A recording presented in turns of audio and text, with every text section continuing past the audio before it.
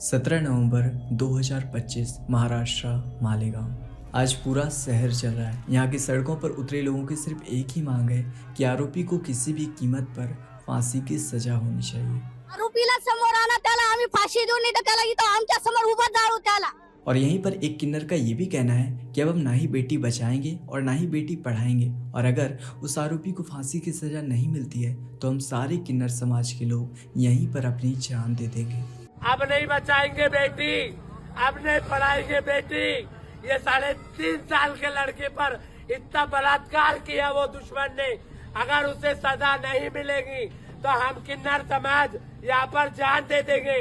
और ये इंसाफ की आवाज उठ रही थी 3 साल की मासूम सी बच्ची यादन्या के लिए, जिसे ये नहीं पता था कि इस दुनिया में अपने माँ बाप के अलावा हमें किसी पर भी ट्रस्ट नहीं करना चाहिए। और मैं ऐसा इसलिए कह रहा हूँ क्योंकि जरा आप इस वीडियो क्लिप को देखो, जिसमें 3 साल की यादन्या किसी दरिंदे के सामने रो रही है, गिड़गिड़ा रही है और चीख चीख कर किसी गलती के लिए माफ़ी मांग रही है और कह रही है कि अब से ऐसा नहीं होगा, प्लीज़ मुझे माफ़ कर दीजिए। लेकिन वो दरिंदा उसकी एक नहीं सुनता है। खाने के लिए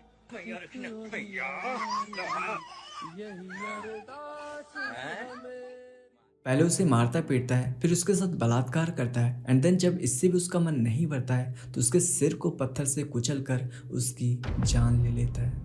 well now the question is कि क्या सच में उस मासूम सी बच्ची की गलती इतनी बड़ी थी कि उसे अपनी जान देकर चुकानी पड़ी? इस वीडियो को स्टार्ट करने से पहले मैं आप लोगों से एक रिक्वेस्ट करना चाहता हूं कि इस वीडियो को जितना ज्यादा हो सके उतना ज्यादा शेयर कीजिए, क्योंकि यादन्या के पेरेंट्स एक मिडिल क्लास फैमिली से बिलोंग करते हैं और आपको तो पता ही है कि इस देश में गरीबों को जल्दी इंसाफ नहीं मिल पाता है। तो आपके एक शेयर करने की वजह से शायद उसकी बेटी को इंसाफ जल्दी मिल जाए।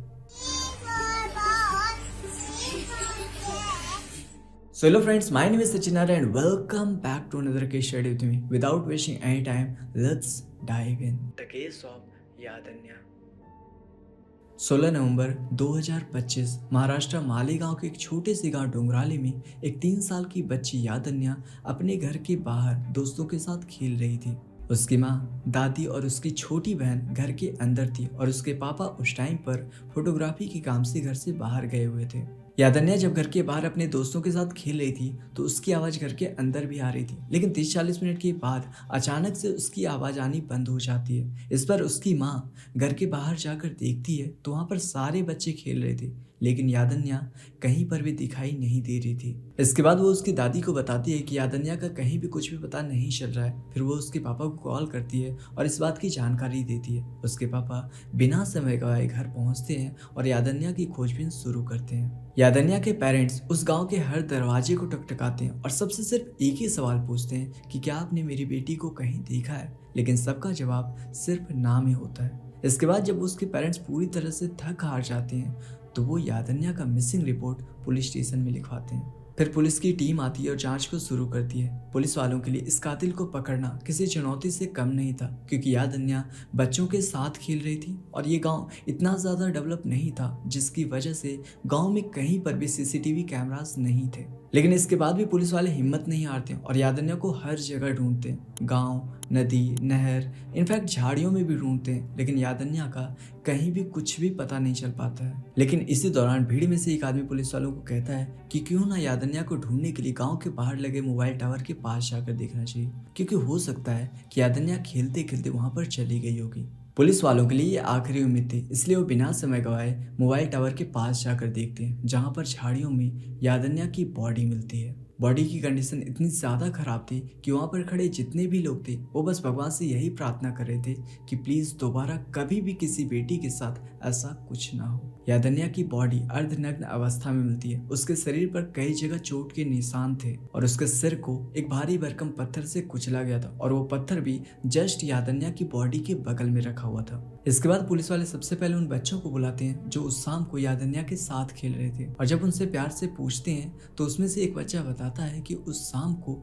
एक अंकल यादन्या को चॉकलेट दिलाने के लिए अपने साथ लेके गए थे, और जिस इंसान के बारे में वो बच्चे बता रहे थे उसकी पहचान विजय खैरनार के रूप में होती है, जो कि एक दिहाड़ी मजदूर था और यादन्या के घर से सिर्फ 200 मीटर की दूरी पे रहता था। और ये वही इंसान था जो कि इस केस में सबसे ज्यादा इंटरेस्ट ले रहा था, और ये वही था जो कि सबसे पहले पुलिस वालों को मोबाइल टावर के पास लेके गया था। अब यहाँ पर पुलिस वालों के सामने सबसे पहला सस्पेक्ट विजय खैरनार के रूप में मिलता है। इसके बाद पुलिस वाले बिना देरी किए विजय खैरनार को उसके घर से गिरफ्तार कर पूछताछ के लिए पुलिस स्टेशन लाते हैं। स्टार्टिंग में वो कुछ भी बताने के लिए तैयार नहीं होता है, लेकिन जब पुलिस वाले उसकी जमकर खातिरदारी करते हैं तो वो सब कुछ बताना शुरू करता है। दरअसल वो बताता है कि पिछले कुछ दिनों पहले उसका यादन्या के पापा के साथ लड़ाई हो गया था और उसी दिन वो मन ही मन में ये सोच लिया था कि वो किसी भी कीमत पे यादन्या के पापा से बदला जरूर लेगा। इसके बाद उसके शैतानी मन में एक ख्याल आता है कि क्यों ना अगर यादन्या के पापा से बदला लेना है तो उसकी बेटी के साथ कुछ ऐसा किया जाए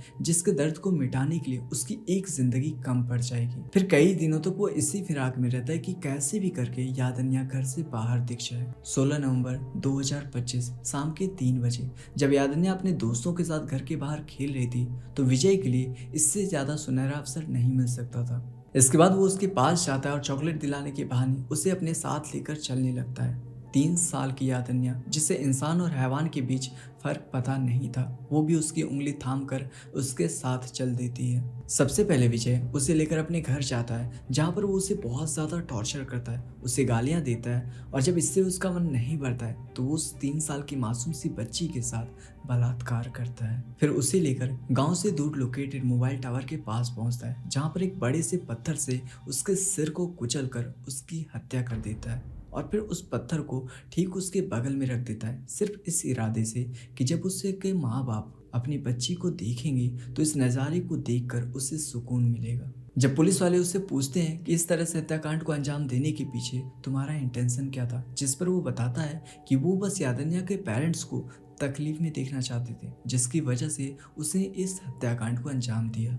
इस घटना की जानकारी जब आस पड़ोस के लोगों को लगती है तो वो बस यही कहते हैं कि उन्हें नहीं पता था कि जिस गांव में वो रहते हैं उस गांव में एक ऐसा भी दरिंदा रहता था। इसके बाद गांव के शहर की सारी महिलाएं, पुरुष, यहाँ तक कि किन्नर समाज के लोग भी उस 3 साल की मासूम सी बच्ची को इंसाफ दिलाने के लिए सड़क पर उतर गए। इस टाइम पर यादन्या के पेरेंट्स के ऊपर क्या बीत रही होगी ये उसके पेरेंट्स के अलावा और कोई भी बयान नहीं कर सकता है। जिस घर में कल किलकारियां गूंज रही थी आज उसी घर में मातम पसरा हुआ है। जिस खिलौने से वो खेला करती थी आज खिलौने भी वही हैं, लेकिन उससे खेलने के लिए यादन्या अब हमारे बीच नहीं है।